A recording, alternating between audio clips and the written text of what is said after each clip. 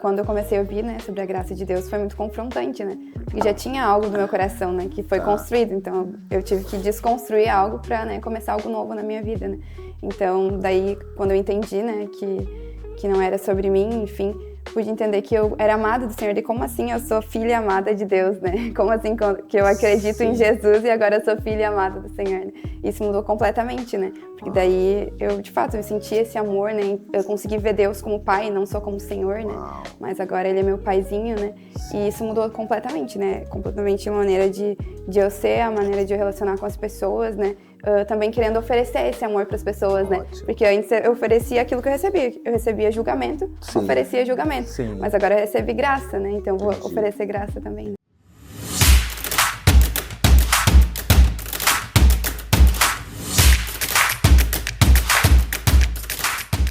Olá família, graça e paz, tudo bem? Bem-vindo a esse segundo vídeo na nossa série A Verdade que Transforma. E hoje eu estou aqui com mais um convidado, melhor uma convidada, uma irmã preciosa, Carol Mendes. Bem-vinda, Carol, Obrigada, ao pastor. nosso bate-papo. E como você já viu, né, no nosso primeiro vídeo, a ideia é nós compartilharmos acerca do Evangelho. O Evangelho é o poder de Deus, né, para a salvação de todo aquele que crê. E obviamente todos nós, né, todos os que creem, têm muitos testemunhos, né? Mas o nosso desafio e propósito aqui é nós centralizarmos a mensagem do Evangelho em cada testemunho, em cada situação, porque ele é a origem, né? Na verdade, a base, o fundamento de tudo aquilo que Deus faz em nosso favor, né? E hoje aqui então com a Carol, tenho certeza que ela tem muitos testemunhos, né? Nesse tempo, né, de cristã, nesse tempo de relacionamento com Deus. Mas, Carol, vamos iniciar, né, pelo começo, pelo testemunho que tu compartilhou comigo aqui já antes, relacionado à tua saúde, né, a questão da cura. Né, isso é muito importante porque existem os extremos, né, em relação aos milagres de cura. Né? Aquelas pessoas que elas acreditam que o Evangelho está relacionado somente à cura, ou somente a milagres, né? Ou seja, que a pessoa não pode estar enferma, ou se ela está enferma, ela tem que ser curada de uma maneira imediata, né? Ou aqueles que não creem na cura. Então, existem esses extremos, né?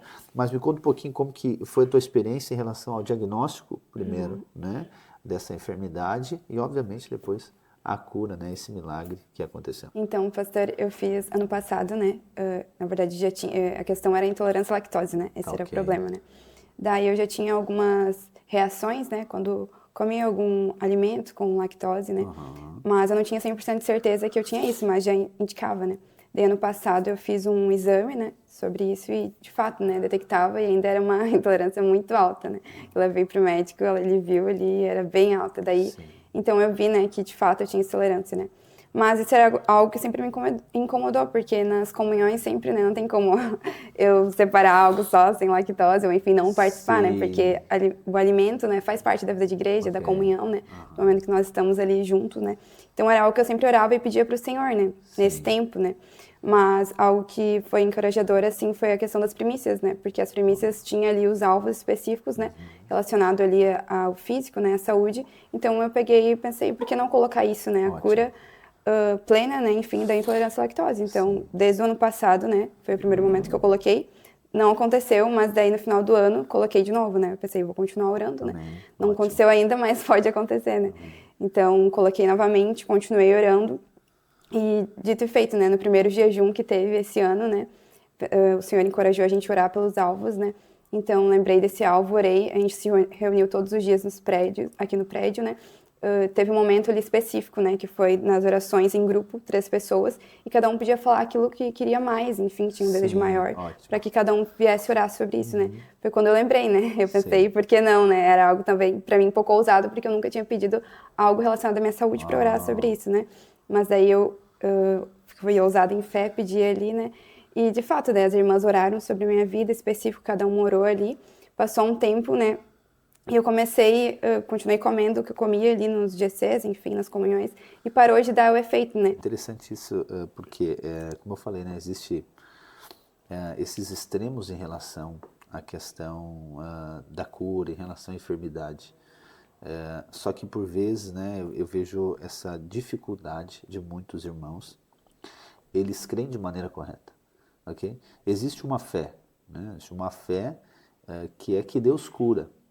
Só que é tão necessário eu saber, vamos lá, o meio que Deus cura, né? Ou seja, a maneira que essa cura não só vai acontecer como já aconteceu, né? Usando aqui o princípio da obra consumada.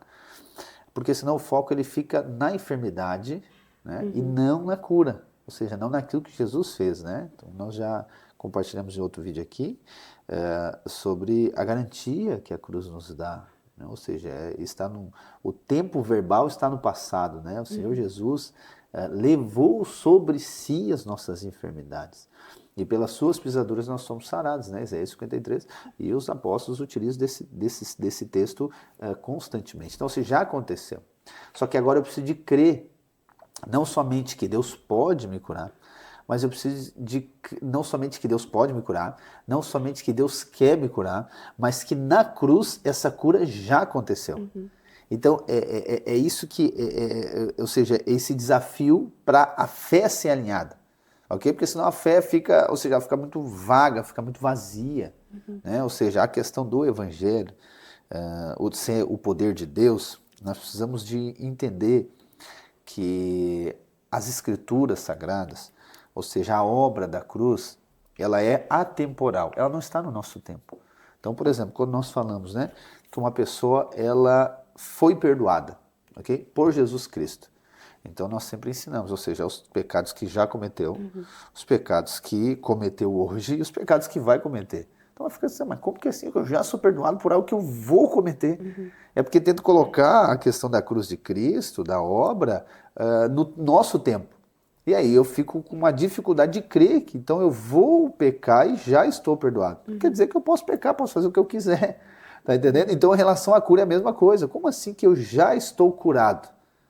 Sim, nós fomos curados na cruz do Calvário. Só que a maneira que essa cura agora, ela manifesta em mim de uma maneira plena, como foi a tua oração, ou seja, crer na plenitude da cura, ela está ligada com a fé. Obviamente, Deus que nos dá fé. Mas também está ligado com esse entendimento do Evangelho. Então vamos lá, vou dar uma ilustração. A Carol que vai ser entrevistada, mas eu tô me entrevistando também, irmãos. Olha só, o que acontece. Vamos supor, então, que essa mesma enfermidade, né? Ou seja, intolerância à lactose. E a Carol vai lá, então, no médico. E o médico, então, dá uma explicação toda, né? Ou seja, ele dá fatos que comprovam, né, que ele já conduziu outras pessoas à cura, sei lá, centenas, milhares de pessoas foram curadas através daquele médico, e ele diz, todas essas pessoas foram curadas através desse tratamento aqui. Imagina, a pessoa que ouve isso aqui, ela se enche de fé. Cara, encontrei o que eu precisava. Encontrei a cura da minha enfermidade.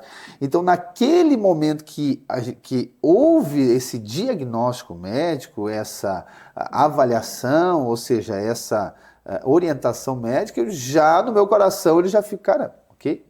Eu já me sinto curado. Só ele falando isso aqui. Porque eu tenho a certeza que eu vou ser curado, porque todo mundo foi curado.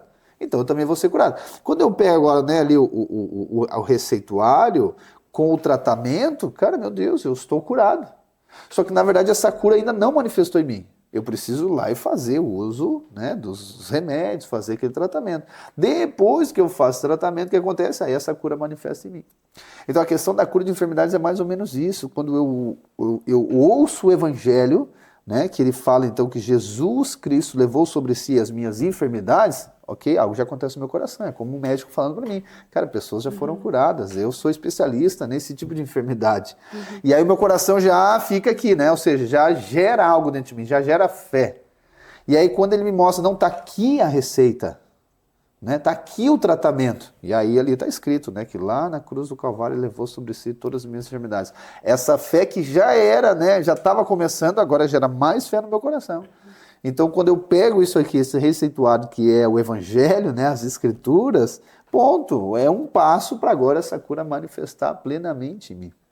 E o que eu quero dizer com isso, né, irmãos? Nós precisamos de entender que é sobre a cura, não é sobre a enfermidade. Ok? É sobre a cura, independentemente da enfermidade que seja. Não quer dizer que vai acontecer de uma hora para outra, né? Como a Carol falou aqui no testemunho dela, ou seja, foi de um ano para o outro. Aconteceu. Né? E não tem a ver agora com o que ela faça para que isso acontecer. Não, tem a ver com Deus gerar fé no coração dela para crer naquilo que já está pronto, já está liberado. Ou seja, é uma questão de apropriação daquilo que já aconteceu. Entende? Mas, ou seja, a nossa parte é crer naquilo que já está pronto. Crer na provisão de Deus. E isso tudo é o Evangelho, isso tudo está ligado, na verdade, isso aqui é uma consequência da revelação do Evangelho. Que é isso que a palavra diz, que Cristo levou sobre si todas as nossas enfermidades. Né? Então nós precisamos de crer, porque é isso que a cruz garante. Tudo que aconteceu, gente, na cruz foi em nosso favor. Em nosso favor. E esse, então, é o Evangelho. Mas, enfim, né? Ainda, né, a partir desse primeiro teu relato, Carol, como é que foi então agora a revelação, que ela é um tanto processual essa, né, em relação à identidade, né? A identidade, ela é, eu chamo aqui de uma parte muito importante da revelação do Evangelho, né? Ou seja, não podemos dizer que não é o principal objetivo do Evangelho, que na verdade não é, mas são consequências, né? O Evangelho ele tem um cerne, né? Depois eu vou falar para você, ele tem um cerne, ele tem um centro, ele tem uma essência, ele tem um conteúdo principal aqui, ok?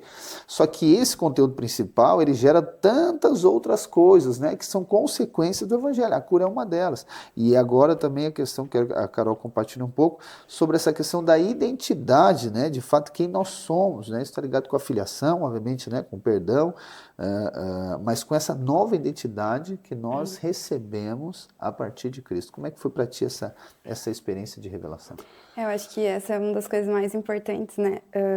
De fato, uma revelação muito importante que ela acaba indo para o ponto da questão da oração mesmo, né? Porque se eu não tenho revelação da minha identidade, eu não vou conseguir chegar ao Pai, né? Com ousadia, assim como diz, né? Tem uns versículos que falam, com ousadia diante do trono da graça para pedir alguma coisa. Ótimo. Porque eu vou estar olhando para aquilo que eu acho que mereço, ou enfim, né? Vou olhar para a minha atitude, né?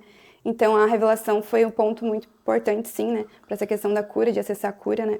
Porque eu entendi que não é sobre mim, né? Mas é sobre aquilo que o Senhor fez, né? Sim. É sobre quem Jesus é e é sobre a oportunidade que Ele me colocou hoje, né? Ele me colocou numa mesa onde eu tenho tudo que eu preciso, né? Então, quando eu tenho essa convicção, né? Que não é sobre mim, é sobre Ele, né? Que, de fato, né? Eu sou filha favorecida e que é sobre o que Ele fez, né? Não é sobre aquilo que eu posso oferecer, né? Então, isso foi, de fato, uma chave que virou, né? Sim. A ponto de eu chegar diante do Senhor e entender que o Senhor não desejava que eu tivesse aquela intolerância, por exemplo, né? Pelo contrário, né? O Senhor queria que eu vivesse a plenitude dele, né? E, na verdade, existe uma plenitude, né? Em todas as áreas da nossa vida que o Senhor deseja que nós acessamos, né?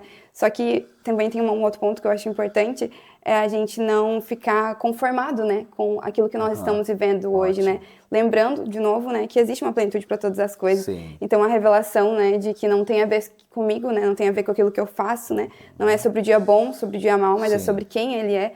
E sobre o propósito que Ele tem sobre a minha vida, né? Por exemplo, não ter também uma intolerância me faz desfrutar do ambiente de igreja, né? Então, tem a ver com o propósito também. Então, a gente estando bem na nossa saúde, em todas as áreas, isso faz com que nós cumprimos com o propósito de Deus, né?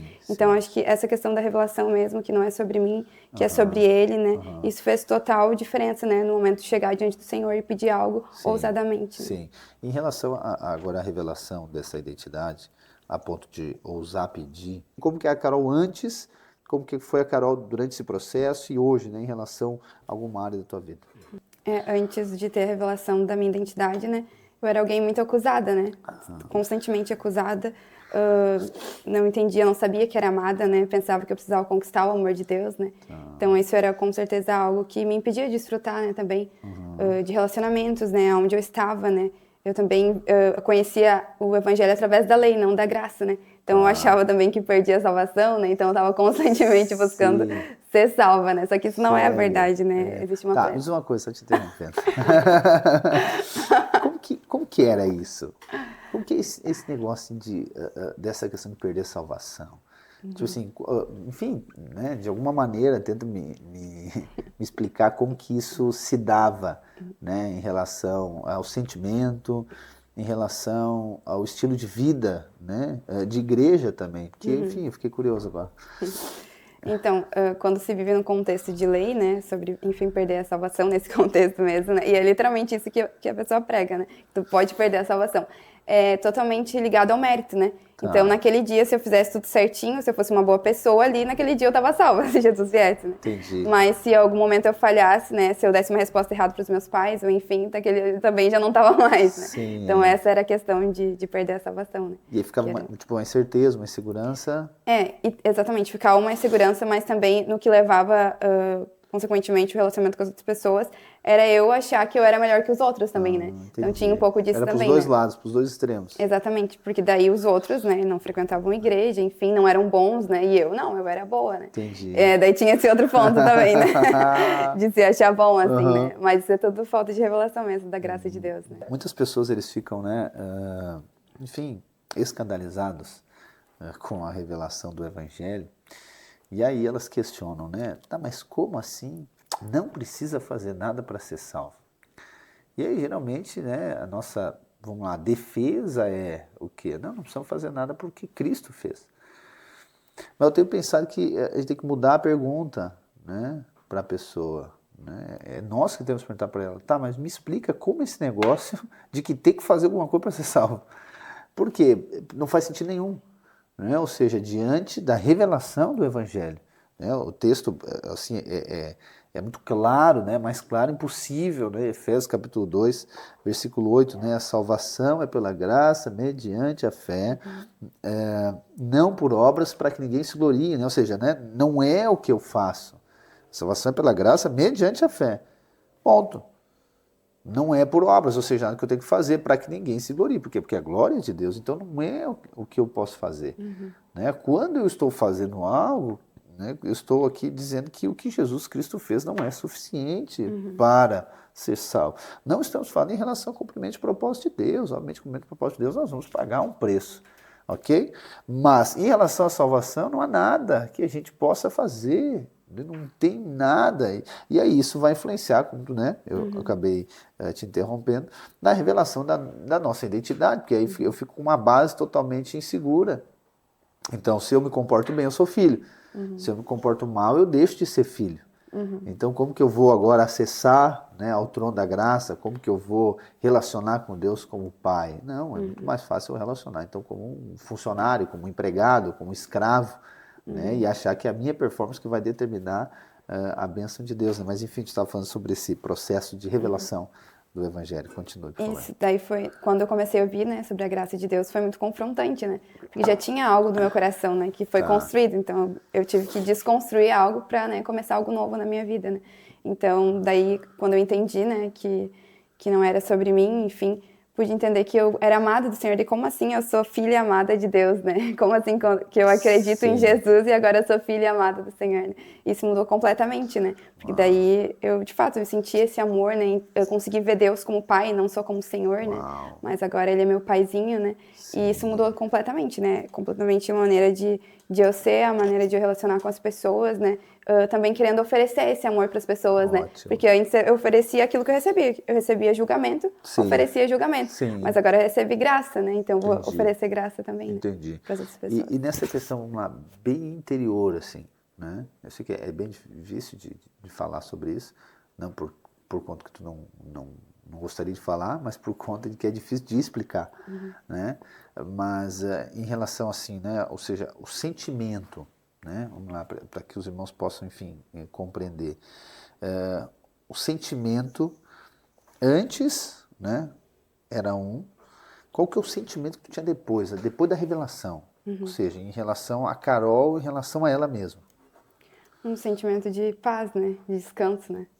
De fato, de estar tudo acontecendo, por exemplo, na volta, mas tu entender que tu tem o colo do teu pai, né? O pai do céu, né? O nosso paizinho. Sim. E que tu pode descansar em qualquer momento, né? Porque ele está em todos os lugares, então ele não está ali para me julgar, mas ele está ali para me amar, né? Amém. Essa que é a diferença. Ótimo. E aí tu tocou em outro ponto importante, é um outro testemunho, em relação agora a isso gerar algo em relação a outras pessoas, né? Então, algo aconteceu em ti e a partir disso algo começa a acontecer através da Carol. Como que foi esse processo? Foi pensado, foi consciente ou foi realmente, né, uma questão de fluir de Deus? Foi algo bem, acho que espontâneo, né? Conforme eu ia recebendo as palavras, né, eu fui entendendo que outras pessoas poderiam ser alcançadas, né? Claro que algo que foi muito importante também nesse início foi a questão dos GCs, né? Porque ali a gente é encorajado a compartilhar, né? Boa. Então ali é um treinamento para tu estar lá fora, né? Se tu tem vergonha de compartilhar lá fora, vai para um GC que tu vai aprender a falar. Sim. Mas aí foi ali o start mesmo, né? Porque eu tinha muito vergonha no início quando eu comecei, né? Mas daí, participando dos GCs, começou a gerar algo no meu coração de compartilhar, né? Ótimo. Daí logo passou um tempo, comecei a compartilhar no GC. E agora eu entendi que eu podia compartilhar lá fora também, né? Porque uma outra mentalidade era que tais pessoas específicas, pastor, pregador, podiam compartilhar do evangelho, né? Claro. Mas agora eu entendi que não é sobre isso, né? Todos nós temos esse chamado, né? De compartilhar o evangelho. Aleluia. Então, isso começou na empresa que eu trabalhava, né? Meus colegas de trabalho, né? Comecei a compartilhar, né? Eles não estavam passando por momentos difíceis, sempre pediam conselhos, viam alguém, eu como alguém para pedir conselhos, né? E ali eu aproveitava as brechas, né? De ir compartilhando o evangelho. Sim. E aí isso começou, enfim, a ter um resultado, né? Isso. Daí, quando eu estava trabalhando lá, na verdade, eu não via muito resultado, né? Tá. Eles sempre me chamavam, me perguntavam, até teve uma vez que eu fiz uma oração no momento lá atrás, né? Fiz uma oração mesmo, né? Foi no cantinho rápido, no horário de trabalho ele fez, foi... Essa é a oportunidade do Senhor, né? Então, se tá pedindo oração no trabalho, né? É Deus, né? Então, eu peguei, fiz uma oração. Mas daí era tipo só isso, não passava disso, né? Sim. Mas, por exemplo, convite para celebração, convite para encontro, né? Era só outro momento e tudo mais. Mas agora, passando, não estou mais trabalhando nessa empresa, começou desde o ano passado para cá a vir os frutos, né? Que são as minhas colegas, né? Elas me chamaram depois que eu saí da empresa para perguntar sobre os GCs Kids e Babies que eu sempre falava, né? E agora já faz meses, mais de 6 meses que os filhos delas frequentam, né? Frequentam os GCs. Outra colega minha também, né? Convidava, orava para ir no encontro, né? Daí até então ela não ia. Agora esse ano ela conseguiu ir no encontro, servir no encontro e ainda a família dela foi no encontro junto, né? E isso foi muito poderoso, né? Porque antes eu compartilhava, não via frutos, mas era uma sementinha que era plantada, né? E hoje estamos colhendo os frutos disso, né? Nossa, que poderoso. Isso realmente é o Senhor que faz, né? Mas é lindo de ver esse processo, né, gente, que o Senhor faz dentro de nós, né? Eu tenho para mim que Deus nunca vai fazer, né, algo através de nós que não tenha acontecido em nós, né? Por isso que o Evangelho é essa experiência, né? Não é simplesmente uma mensagem que eu não vou relacionar com ela. Não, é uma mensagem que ela marca em mim primeiro. E o impacto dela através de mim está ligado com essa profundidade que eu sou tocado, né? Então, ou seja, Deus faz em mim e depois Deus vai fazer através de mim. Só que tudo isso como tu falaste, é uma questão de espontâneo, é um fluir de Deus, é o Espírito que faz em nós.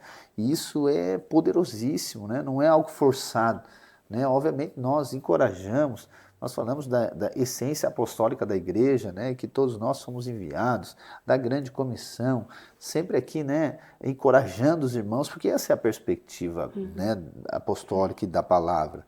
Mas não é uma questão de obrigação. Só que quando eu sou marcado, quando eu sou tocado pelo Evangelho, isso é um resultado, isso é uma consequência, né? Mesmo em relação a um testemunho, alguma coisa, a gente vê isso nos próprios evangelhos, né? A gente vai ver em João capítulo 4, a mulher samaritana, ela recebendo ali o próprio Cristo, ela tendo uma experiência, né, com Cristo, de maneira espontânea e imediata ela sai testemunhar. E uma cidade toda impactada através da vida dela, né? A gente vai ver lá também em Marcos capítulo 5, né? O endemoniado gadareno também, onde ele é liberto de legiões de demônios, e imediatamente ele já está de pé para agora testemunhar. Ele se torna, né, um testemunho, de Cristo. E esse Carol e os irmãos, o centro do Evangelho, o cerne do Evangelho. Não é nos fazer um testemunho, não. O cerne do Evangelho é nos colocar de pé diante de Deus. Porque esse foi o resultado da queda.